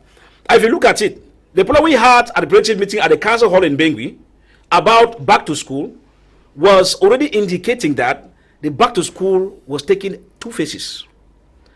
One, the teachers of those who work for the state were not having it favorable, while those who were on the private sector were having it favorable. Now, the GO's problem was how to make it favorable for everybody. That's both for those who are of the government bench, because the primary schools in the suburbs belonging to the government are not yet open. Because we in the village have cleared those schools. Cleared those schools that you are complaining, because those guys are taking advantage. The government teachers are instead happy in those areas. Because as it's becoming a little bit wild on them, hostile on them, they prefer to stay in the delegation, blow their grammar, come and do their business in Bamenda, come to Douala and Yaoundé and rest. But now the DO2 was good because Joe was insisting that you go back to your places and carry on a mission. As I was leaving Gunoko village, no government head teacher or principal was in Gunoko for admission. Are they not fearing for their life? Is it about? If they are fearing for their life, it now answers the question that it now brings us to learn that there's a problem. And if there's a problem, so the what kangaroo is the system must future? arrange the problem. What is the future of the kids this academic year? That's The what- future of very the snappy. kids this academic year is that for some hostile areas, those in the private sector will move. Okay. But for the government sectors, the government still need to do a lot to ensure that those of that other department also Why not go to send school. all the children to the private schools? That's what's happening. In Bengui, we have a PSS in Bengui. It has taken the population never seen before. Why? Just as saying, I'm explaining why parents are trying to adapt. Because all is that people want to go to school. But the question is, there are some areas belonging to the government that are hostile for children to go. Look like the situation. The Jew in Bengui wants children to wear uniforms, which is another further complication. But the students have preferred before then, with the hostile nature, to be going to school without uniforms. So they could, if it's a little bit critical, they could switch anywhere and hide. Now, it further tells you that we want school to begin, but the mechanism for the schools to begin is also what the government is battling with to see how they can contain. But if not, I will conclude by saying that the kangaroo system in Yaoundé, alongside with KDA and the CPDM, are painting a picture as if all is well. We are praying that all should be well. It is our wish, but all is not well. Okay, Jarvis, all is not well. What prospects for kids in the Northwest? School is in the hands of the #1 statesman, guarantor of peace and security, His Excellency President Paul Biya. Why I will say this, because I want to, as a negotiator, there are some conflict you can do short term, long term. In this is that let all those who have been caught in connection of this crisis in prison, including the military men who have been jailed because of excesses, everybody, the cases should be discontinued. General amnesty be granted. There will be celebration in this neighborhood all. Okay. Then when the celebration now, those who have been released will be one of those who call partner for peace to champion peace. The next issue is you grant amnesty also for diaspora. There are some in diaspora who are willing to come back, but just the fact that they know they don't have amnesty, they will be pushing for the war so that you will grant the amnesty. You know, when somebody is already on the ground, not afraid to fall. So when amnesty is granted also from those in the diaspora, it will also reduce the tension. So at least we are talking now about a 50% reduction of violence. The next stage that the president can do is to organize an inclusive dialogue. Inclusive. Okay. And when he does that, you will get, people will tell him, long live President Paul Biya. Even the people in Wangunuku will vote for him in 2025 because vote for. I'm saying will vote whether they like it or not. My friend, I will not vote for him. Thank you. Yes. Now those people can vote, but I will not vote. Lasha, and above all, it will help to reduce these warpreneurs who pass around as commission. Okay. And now there's another one, Academy of Peace. How will Academy of Peace? No, you can be a negotiator. You can go there and learn, acquire knowledge. How will I already acquired part the Academy of Peace failed on arrival. Acquire in Harvard. Kedia, let's conclude on this so why issue. will you be telling me that? I want to take this opportunity to talk to the people of Northwest and Southwest about analyzing of the problem with regard to context. We may criticize many people that they said there was no problem because they saw the problem at their own context. At the beginning of this crisis, when we talked about who is an Anglophone, Anglophone is an Anglo-Saxon culture, and an Anglophone is somebody that speaks English. But the context of the crisis, an Anglophone is somebody that is from... Kedia, what did you say again? An Anglophone is... I'm still saying that somebody when this crisis started, we had problem of context and definition of terms. For instance, when this crisis started, we said Anglophone problem, Anglophone. And the context of Anglophone, who is an Anglophone in the world? An Anglophone is somebody that speaks English.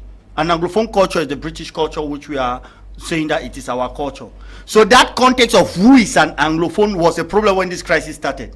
The context of Cameroon, the context of Anglophones, the context of Anglophone, who is an Anglophone? An Anglophone, in that context, they meant somebody that is an origin, or his ancestors are from the Northwest and Southwest. But other people interpreted it as an Anglophone is somebody that has studied the English system of education as an Anglophone. No. Now we still go, I'm still landing. Going to the aspect of the Anglophone problem. Many people now, even after 7 years, you still ask what's the Anglophone problem. People give you different perspective of what is the Anglophone problem. Okay. There are some that will tell you that the Anglophone problem is marginalization of Anglophone. We don't have light, we don't have water in the North and Southwest, we have bad roads. That's what some people will tell you, that it is the Anglophone problem. Up to now, if you do a census, what is the Anglophone problem, you say understand that many people don't even still know what is the Anglophone problem, which is different, which is even different from the problem of independence, because the idea of independence had even been there before reunification. It's so sad that when this issue of Anglophone marginalization started, I was one of the vibrant youth at that time when we were talking about the Anglophone marginalization. But when it went into the crisis, many people did not understood. And when I started, yes, and when I started crying, they said, KD have gone to the CPDM and taken money. And now, after how many years, we are looking for the solution to the crisis and not the solution to the Anglophone problem. Going back to school, our children not going back to school. But today, we are looking for a solution of back to school, which is an Anglophone, which is the problem of the crisis and not the Anglophone problem. You realize that there is a crisis now. People are dying. We are looking for the solution for Amber to drop their arm. Is the Amber part of the Anglophone problem? No, it's part of the crisis. The crisis that erupted, and we have a full-blown conflict. We are looking for solution for the conflict and not solution for the problem. So I'm just telling people that many of them that engage in the conflict took sides are all responsible. It's time for all of us to come back together.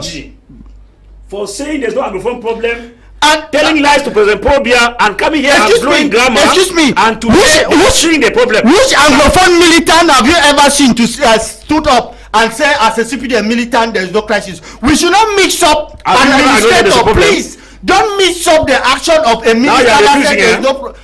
Yes. That is called in my parliamentarians, my senators always accept that there is a problem. Oh, there is? Yes. Okay. Tell me any Anglophone parliamentarian or senator that have said that there is peace in the northwest and the southwest.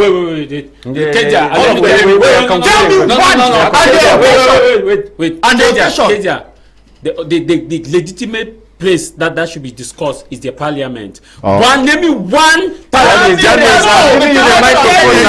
want to tell you, one Anglophone that with the way people are dying, we are having difficulty to go back to school, and tell me why is parliamentarian and senator of the CPDM when was singing a Peiva Mal, what was the CPDM parliamentarian singing? So the SDF Kiva Mal, that's example. Why are you telling me? Senators in their sessions. Silence is your interpretation. It is simple.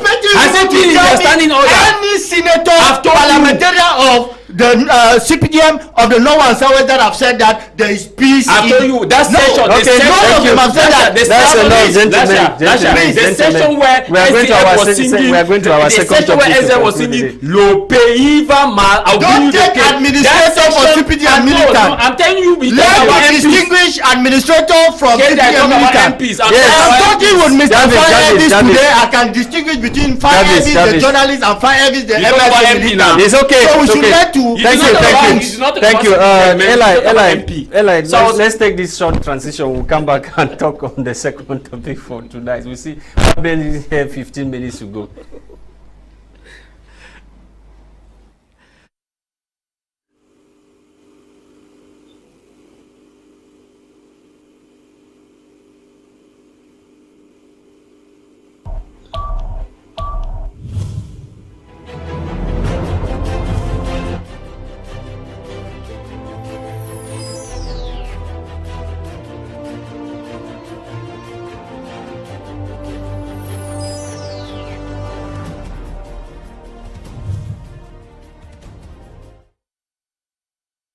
Welcome back, televiewers of My Media Prime Television. If you are just joining us, you're watching the Monday's edition of Prime Hour, which of course we've been discussing Back to School 2023 in Cameroon, with focus on the northwest and southwest regions of Cameroon.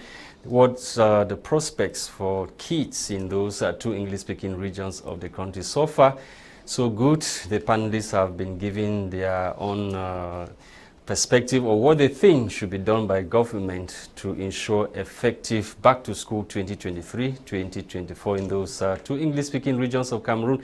We are now going to take on our second topic for the day, which has to do with the presence of foreign military bases in Africa. What we are asking the panelists, or asking you tonight, is in whose interest are those military bases in the African continent? Fah Elvis Tayong, one question. In whose interest are those military bases? The interest of these military bases has to do with, one, the presidents in the countries where the military bases have been stationed. Yeah, very well, the presidents. Because those are kangaroo presidents on the African continent, and they have personal benefits in that. In international politics, there is politics on the table and politics below the table. Those who have done international relations understand what I'm talking about.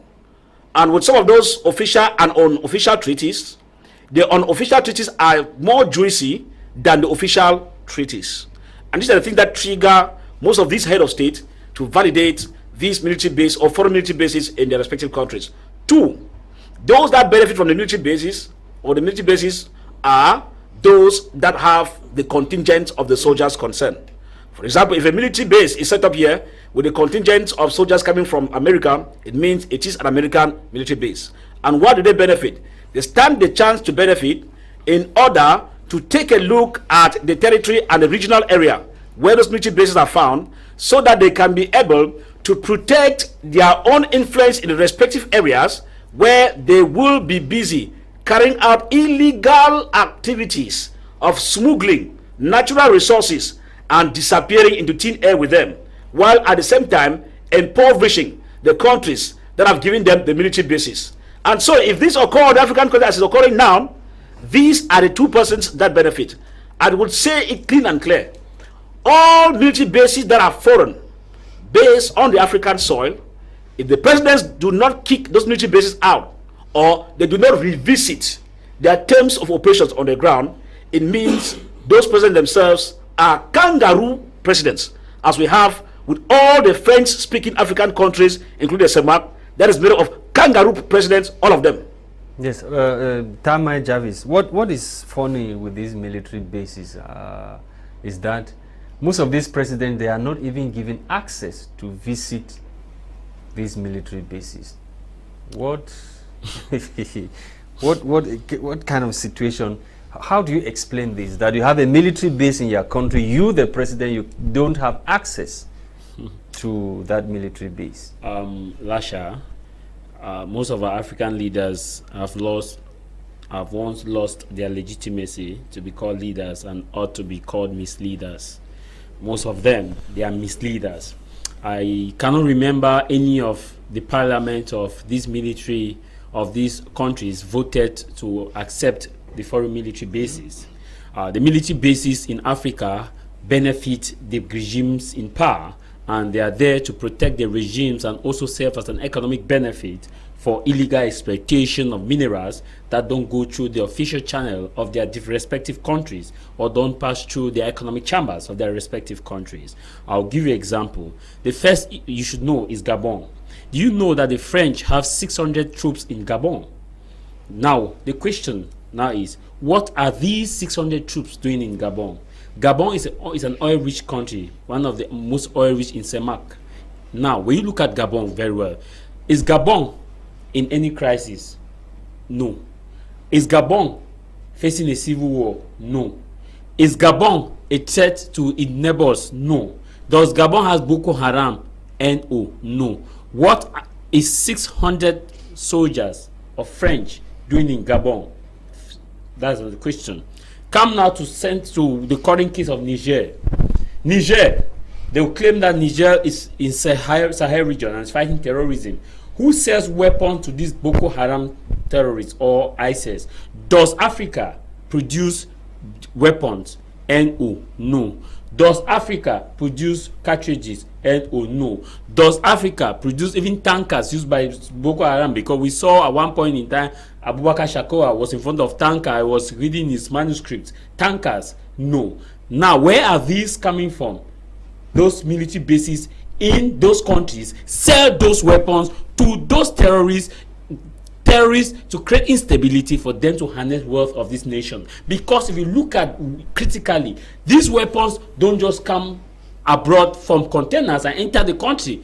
This no, is but what in our happened. own case, when we had the American soldiers who were up north, they were to help fight Boko Haram. That's They what you not were there. told. No, not that we were told. We've had No, facts. that's what you were told. When you I say still told. maintain. I still maintain. So That's what do you know? Lasha, I still maintain. You were told, and we were told that the American soldiers in northern part of Cameroon have come to help fight against Boko Haram. And my question is, the weapons used by Boko Haram, where are they coming from? We have They were mostly concerned with intelligence. No, I'm coming. I want to analyze. You have asked a question.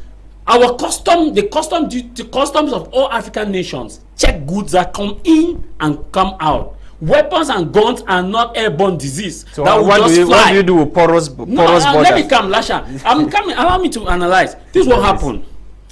Do you know the treaty with all these foreign military bases is not known by their parliament? None of the parliament in Ghana, let me use an example in Ghana. The parliament does not know the treaty of the foreign military bases. In Cameroon, do you know? We are journalists. Let's ask ourselves the honest question. Do we know the convention between Cameroon and America when it comes to stationing military base in Cameroon? Do you know? No. It's top secret. It's top secret. Do you know that America has about 300 soldiers in Cameroon? You know? Let's keep aside America. Go to the Sahel region. Let me use Ghana as an example. The president of Ghana cannot go to Ghana to the foreign military base. He has no authority to go to that foreign military base. In fact, that foreign military base is treated as an embassy, as a diplomatic mission. But should that be the case? And or no? It means that they have how many embassies? They have about 2 embassies. Which he can even go into the embassy, but he cannot. The president of Ghana cannot step himself on that military base. The second, Ghanaian custom cannot search any U.S. army. When the U.S. army leaves Washington, they enter Ghana. They have their own terminal. There is no control in their terminal. They don't check the weapons they carry in, the weapon they carry out. They exit and enter without a stamp to show the entering and the exit. American soldiers enter Ghana through their own terminal without passports. They're even more powerful than American ambassador to Ghana, because American ambassador to Ghana has a passport which is stamped. Now, if a soldier or soldiers have that immunity to leave America, enter Ghana in and out without their luggages being checked, it tells you that these terrorists receiving these weapons are receiving these weapons from most of these military bases. Full stop, because weapons are not airborne disease that will just appear or disappear in Boko Haram's hands. Let me tell you another example. Do you know that the Ghanaian president, Nana Akufo-Addo, cannot step his leg inside those military bases? Do not know the mission of those people carry out. They don't know their mission. But they are told that they have come to solve problems. Let me ask you, they are in Ghana. Is Ghana facing any insecurity, a part of general insecurity? You will be told that there's a region in Ghana that is fighting to advocate for independence. But let me be very honest with you. How far, since the military bases were stationed in Africa, any conflict have they resolved? Sometimes in those countries where you have those military bases, they use it to carry out operations in other neighboring countries. Lasha, these military bases was stationed there for colonialism purpose, for the fact that if this government want to go against us, we should be able to quickly cram it down. Look at what is happening in Niger. It's a textbook example. The French soldiers say they don't recognize who? Bazoum, the junta, right? Now, the junta says they're in control. The French soldiers say, we are not leaving, and we dare you to move our ambassador.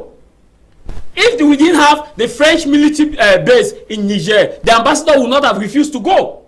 He would have long gone. Because he enjoyed from the 2,000 soldiers that are in his keeping and tells you that we will protect, and that's an outlaw war. Should that be the case? Can Cameroon have a foreign military base in America and tell American president that don't come into our military base? And can Cameroon soldier enter into America without a passport, without his luggage set? We are training. It is often said in local parlance that when man passes. No, Lasha. Our leaders in Africa have lost their grip. Some of them ought to be described as misleaders. They are not honorable. Kedia, you've listened to Dama Jarvis. The Republican African. Yes. The truth is that what is the use of these military bases in Africa? You call it military bases, but I call it mining areas. You call it military from France, America. I call it mining workers on military dressing in those areas. All where we have bases are where we have gold, uranium, and the rest. The first military base in Africa was immediately after the declaration of the independence of Congo. That's when military bases started in Africa, and they remain there only where there is gold and diamond. To be honest with you, with our listeners, all countries, thank God we don't have any foreign base in Cameroon, because the head of state, President Pobia, will not tolerate nonsense. But all countries where we have those bases there, we have which so military base? Tell me US what. has 300 troops stationed in their own base in Cameroon. Where's the base found? You want me to tell you where the base That's is? what I'm asking. Do you understand? Where is the base found? Let me answer you now. You want me to tell you? Kedia, no. I don't have to know where is the base found. Jarvis, Are you the journalist asking the question, or you are a guest? Ride on, Kedia, please. We should not get, I see say it, we should not talk about men in uniform, because all Cameroon embassy in Europe will have men in uniforms there. So we should not get things mixed up. All our embassy in France and the rest will have the men military in that uniform. goes to North, the American military. You don't have the floor. Let him talk. If please. only you could have been honest, when you will be opportune to have the floor, you will tell Cameroonians we have a military base at this point, presently now, this number, I will understand. And We have 300 US troops in Cameroon. Where? Which base? What's the name of the base? Where do they leave to go for their operation? It's not. Wait, Jarvis, we cannot continue like this. You have not spoken like an intellectual. An intellectual will come here and say that in Bafusam, in this place, there's a military base here called this. You've not said anything. You always said there is a base. What's the name of the base? Where? So I will not want to go. I will not go into that. Diplomatically, you should not say it, because you have not been granted. Yes, we shall allow that it's in. top secret. If I know, I will say it. What's top secret? We have chiefs. You have the CPDM. You have the CPDM. You can say it. They will let you go. You have the CPDM. We have chiefs in uniform. They come, they steal our goals. We are talking about Africa here, not even Cameroon. All of them, they are chiefs. Why is the military base in Niger where there is uranium, and they are removing all the uranium to go with it? Same in Gabon, there is uranium there. Africa provide uranium which give more than 50% of the electricity of France is from Africa. That's why Niger blocked their border and uranium is not going out. The price of electricity in France you were asking, you say in Garoua, that's where the US military base is located adjacent to Cameroonian Air Force Base 301. That's where it is where Cameroonian Air Force Adjacent. No, adjacent. opposite or beside. I'm telling the Americans 300. Can you not accept that? Can you accept? I know. Can you accept that you have heard me now? Presently, no. I know there was a base, and the base is the contingent is located in Garoua. They say there had been a base, but presently I don't know. Approximately 200. We have given you the exact location. You say an intellectual took accept that I was wrong. So accept it that you are wrong. Could you even say it? I'll tell you that. Kedia, ask you a question. I don't accept an unverified message. He has not received a message from a WhatsApp. I don't accept it. Don't say that. How can you be saying that? This is a journalist talking to you. Kedia. When we were talking about it, he did not tell me that from this. Kedia. We have to accept you. We have to accept you. Why do you people think I must accept? Because journalists are angels. And I'm with journalists on the platform. No. Everything they say, I will accept. Kedia, I ask you a question. Tell me whose interests are those military bases? Kedia, that's what I want to hear from you. Yes, because with three journalists, I will not accept what they say. Journalists are not sent or perfect people that everything they say is true. Answer your question. All right. We are ganking up against you. Why are you people singing together? Allow me to talk. I have the microphone. I'm the one talking. Kedia, please.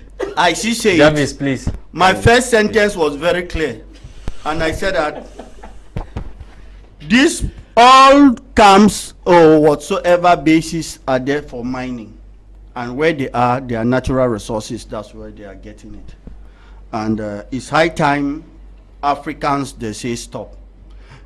Niger will not be providing more than 50% of electricity in France, and not up to 20% of the territory of Niger is electrified.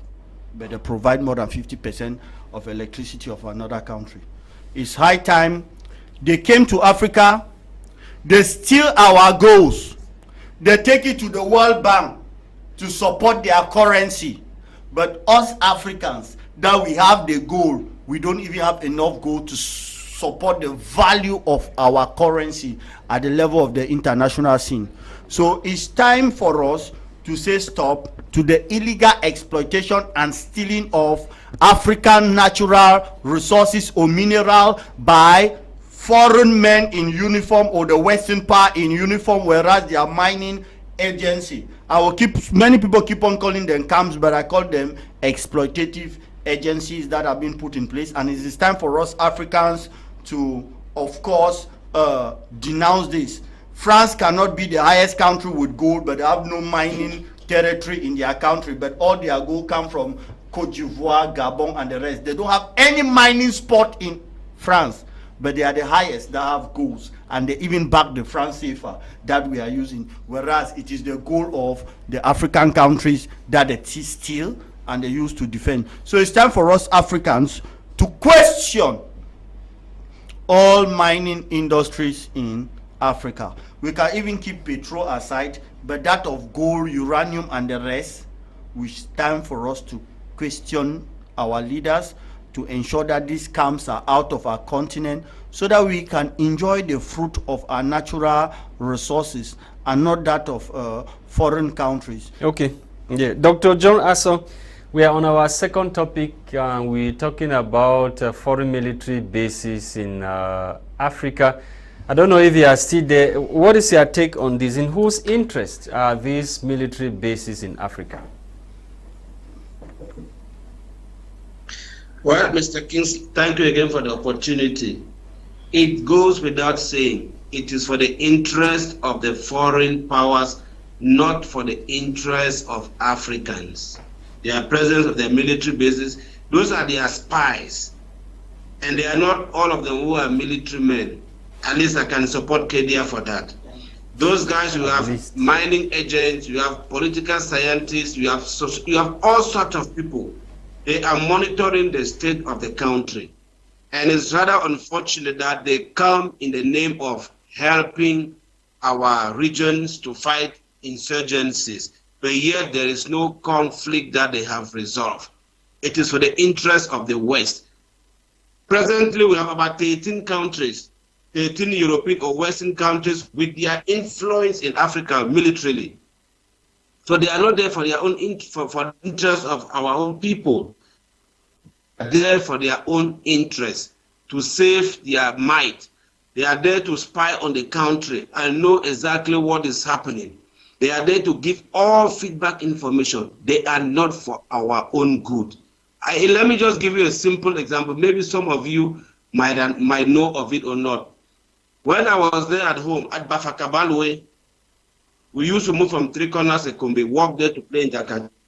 There was a whole French military base station there, and they were taking out red mercury. They were mining a lot of things. Three gates. The Cameroon army was just at the first gate. The second and the third gate, everything was France. So these guys are there to exploit us. They are there to, they have geologists. They have all sorts of experts. They are there to map our territory, know what resources is there, know what and where everything is hiding. They know the strength of our forest. They have forest experts there. They know all our weaknesses. So they are there to exploit us. And fortunately for them, they have got dictators who know very well that they are not treating their people correctly, that they are anti their own people.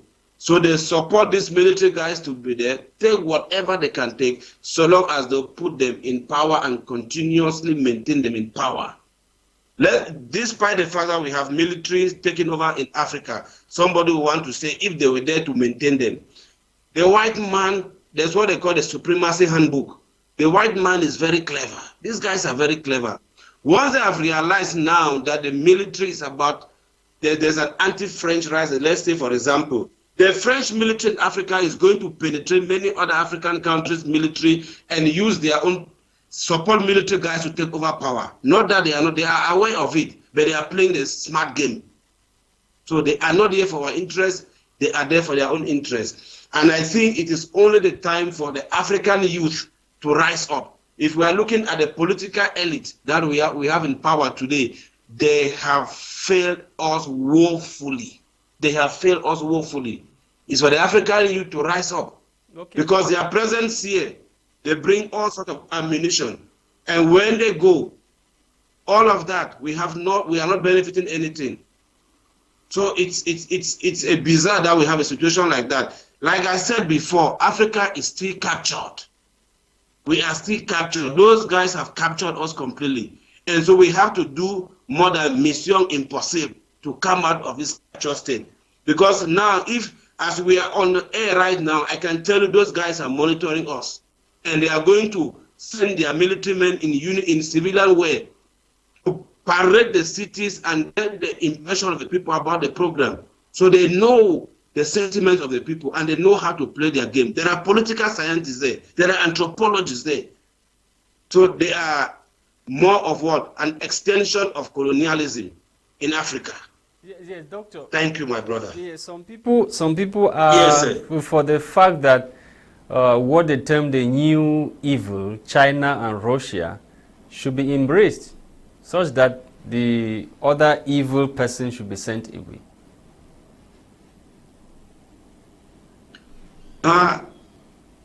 Yeah, I cannot remember very well. I'm sure it's John Guffoncha who once said, it's better to go aboard the old ship you know and the new one from the horizon. Or you are trying to tell me, like we say, it's better to be a friend to the devil you know than an angel you don't know. No form of evil is a good one. That's the first thing. So don't think a Chinese man will come to Cameroon to make to operate a restaurant because they love you to cook your food for you to eat. Do you think he's stupid? He's not being stupid. I don't believe in any form of evil to replace another evil. So long as it has the word evil, it means it will never be good. It will never be good. Kangaroo man, you can bear witness with me. There is no evil that will ever be good. It will seem flashy, if I put it that way. But all it ends up in jeopardy of the African person. And that is why we are being moved from our own places. Seemingly, it's bizarre to go to Europe and see PhD holders who should be employing that knowledge in Africa, washing plates in McDonald's, washing plates in hotels, with PhD in their pocket, because our African dictators have failed to provide an enabling environment for these people to bring back their knowledge and develop a continent. Why? The military bases, they are there telling them what to do. So, Mr. Clinton, I would say, oh, evil is... Thank you for coming. Thank you. Kedia, your last word, we are concluding the program. All right, sir. What is the way forward for these military bases? What should be done? Do we still need them or kick them out? Very, very quickly. What is even a military base? A military base is a place where we have militaries, where they are trained and where they have their weapon and where they have shelter. That's a military base. Now, we will not accept the fact that they will tell us that military will leave Europe to come and train in Africa. They will not tell us that these white-skinned people, they love Africa so much that they are sending their military in Africa to fight and die for Africans because they love Africans so much. No, they will not tell us that.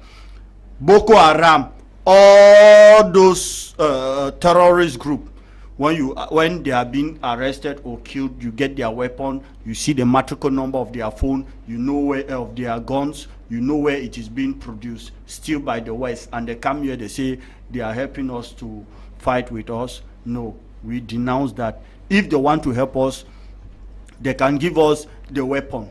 Our military will do the work. They can give us the intelligence unit or education. We will get it. I don't see why 100 and something children will be kidnapped in the north of Nigeria, taken to the Zambiza forest, the West have the drones where they can locate where these children are so that they can go and save these children. They say no. Let us bring our base there, our military there, so that will help you people know. Thank you. So if they want to help us, they should do the right thing and not beat around the bush. Yes, Fah Elvis, we are ending. Thank you for coming.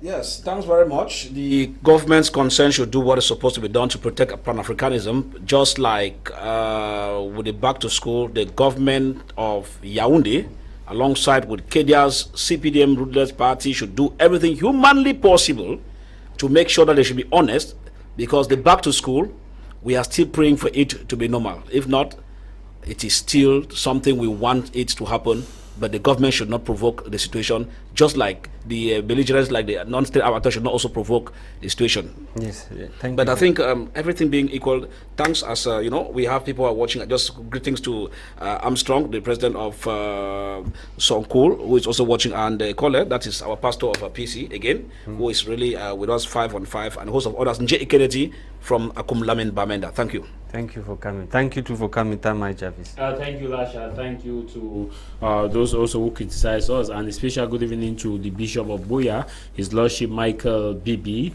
who is the Chief Shepherd of Boya Diocese and the Chancellor, Pro-Chancellor of the Catholic University of Boya. And also a special good evening to the President of CUIB, Reverend Father Bartholomew Anyanwu, and of course, Franklin, the driver of Divine Mercy Radio and Television, Chashman. Good evening to all those of you, my Munya people, and those in my village, where I come from. I want to thank you. And the phone of Songwa too. That's one phone. Okay, I want to greet all the phones of the Northwest and the chiefs and the phones of the Southwest region. Thank you. Yes, thank you guys for coming. That's it, televiewers on My Media Prime Television. Thank you so much for taking our time to watch this edition of Prime R that was brought to you with the technical assistant of Ewane Nolinga. For presentation, I have been Lasha Kingsley, wishing you a great evening. Until tomorrow, bye-bye from this end.